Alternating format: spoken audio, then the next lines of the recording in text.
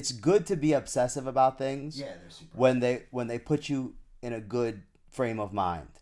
But if you don't hit a PR at the gym for deadlifting, and that's gonna send you into a spiral of depression where you need to go out and drink and do cocaine and fuck hookers, like that's not a good thing. You should be drinking and doing cocaine and fucking hookers because it's fucking fun. Yeah. Not because you're depressed about something else. Oh yeah, because you're filling the void. But that happens a lot. Like a lot of times that is where people go when they're super depressed. Yeah.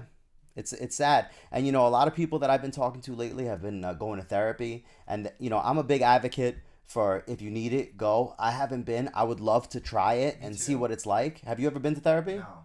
So, but you've been to like certain meetings and stuff, right? Not like a one-on-one therapist. Like that. Oh, you never been to a therapist at all? No. You've gone through so much in your life and you've never been to a therapist? I've seen like counselors. Okay. But like a personal therapist, like just to help me work out my issues. Like you're like a private therapist, not connected to like another program now. So you could cut this. I want to do that. You could cut this out though if you if you don't like where it's going. But you've never seen a therapist about your dad? No. Like never, not even once? No. Wow. No.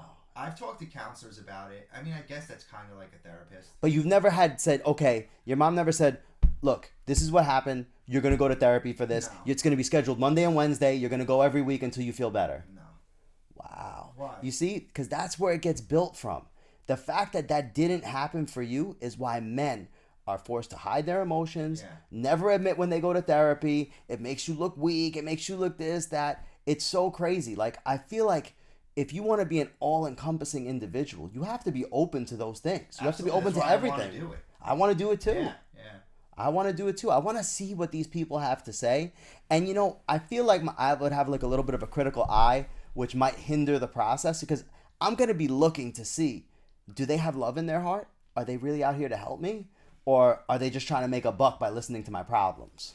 And I think it would be super easy to tell also. You think so? I do. I don't know if it would. These people do this for a living. They're salespeople. Yeah, but we're good at picking up on that because like we talk about a few different people that we're both friends with that like you can tell just on the phone with them that they're not paying attention. Yeah. Like, and we both know the same ones of exactly who I'm talking about. So it's like, I think we'll be able to pick up on it because we're aware of that.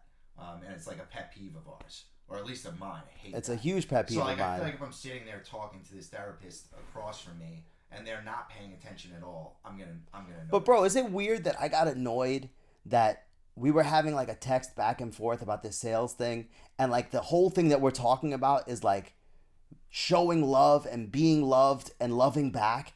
And like, is it weird that I got annoyed that it happened through text and I had to fucking call the guy? Like, I didn't need training. I called him because I was like, yo, I want him to feel my vibrations. I want to feel your vibrations too.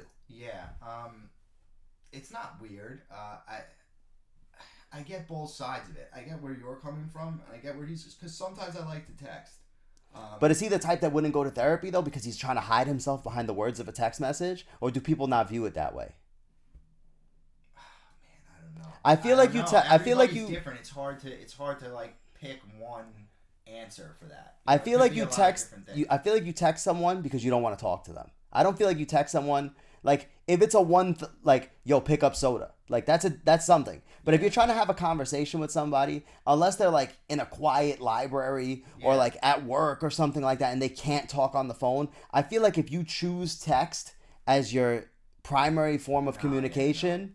Then you don't really want to talk to the person. That's true. If you're trying to have a conversation through text that should clearly be... Like, sometimes it happens with you. Like, we'll be telling, like, oh, I gotta just call. Yeah, try to call. Yeah. Like, all the time. Right. I can't do this. I can't do fucking 20-line text messages. Exactly. And if they're... Especially if it's, like, business and, like...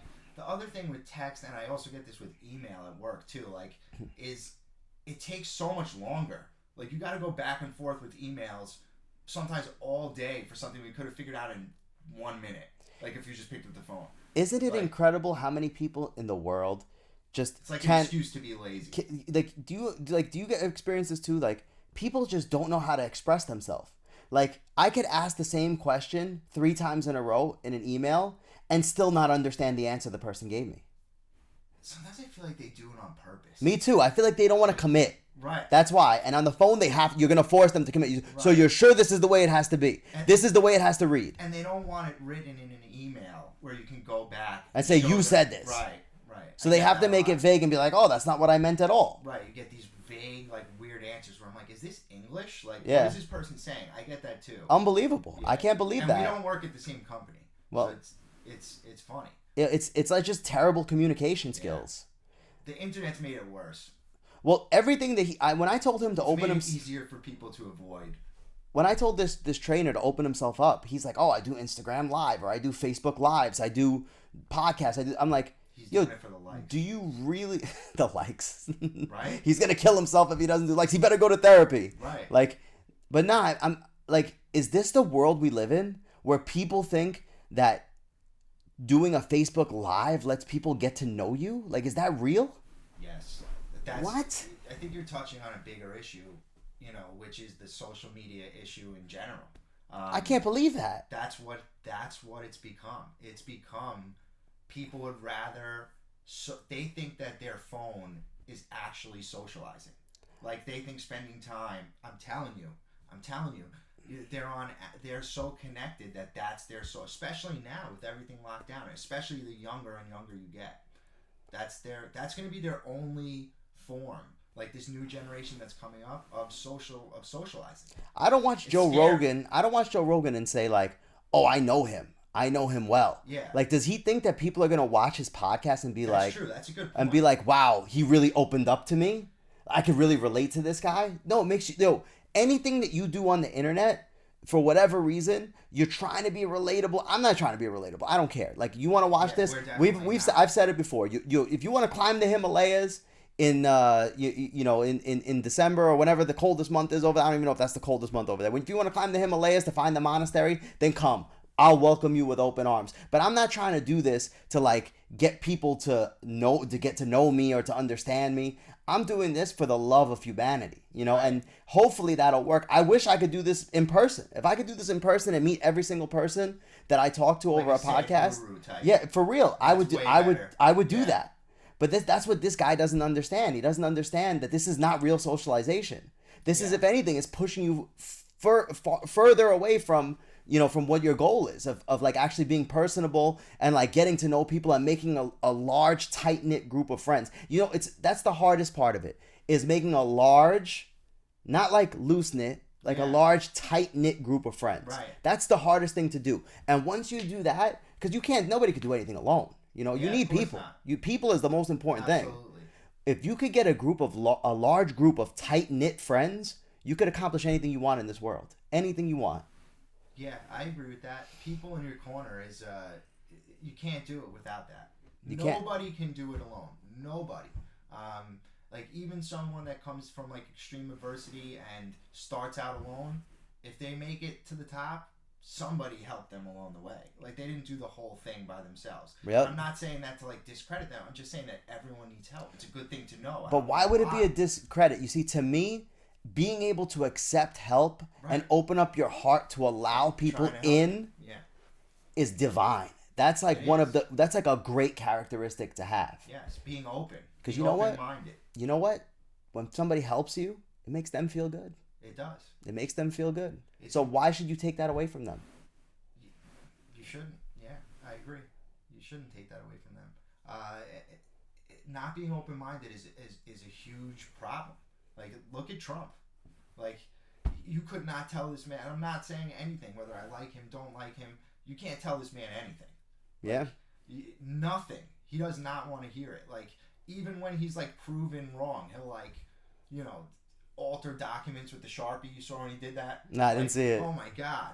Like, it's clearly written, like, it just can't be wrong. It's infallible mentality. And I don't know where that comes from. I think it's a very big insecurity to not let people in and to not let people help you. Yeah. Because there's, like, even look at my son. I mean, he's severely autistic, and I've been watching a lot of videos about the cure for nonverbal autism, right? And what does it say is the cure? Most of the people that do videos about it say that that's extremely insulting to the autistic children, because a lot of them who are able to communicate by typing say that they're perfectly fine in the world that they're in, and that when you do things to bring them into your world, it brings them less happiness because that's not what's normal to them. And you're trying to change their normal. That's bullshit. What do you mean? It's the kid that's saying it. You think that's true? That sounds like some if you were autistic, liberal... if you were autistic, right, and you were able to type but you couldn't talk, and you typed to me, my parents don't understand me and they keep trying to bring me into their world and I'm perfectly fine and happy in my own world. What's wrong with that? Why can't they live in their own world? No, if that's actually what happened, that's fine, but that sounds more to me like that's what they spun it to say. Nah, they had the kid. No, he actually typed all that. Yes, he was very articulate. He was 23 years old, very articulate. There was like these glasses so then maybe he was furtherly more developed than we thought. Yes, and that's the big thing with autistic children, is that you never know what they're capable of if they're nonverbal until you get them to communicate. So there's these glasses that they put on him, right? And it's like these special glasses that like change the way his brain processes things, and it brings him into our world, right? Yeah. And like, so like he'll explain like, oh, when I used to hear a siren without the glasses on, it was like in a tunnel. So like, could you imagine if you were in the Midtown Tunnel or the Lincoln Tunnel standing outside of your car and an ambulance came by, how painful that would be on your ears. You'd go like this, just like what autistic children do. Yeah. Right? And he's like, and that was like the most terrible feeling ever. And now with the glasses on, I understand you still don't understand what I feel, but I understand what you feel because I can now hear the siren the right way. Right. But it doesn't sound natural to me because 23 years of my life, I was listening to the siren the other way. But how do you know that that's what they're thinking? Because they're typing it. So they have conversations this complex. Through text. Yeah, they're not stupid.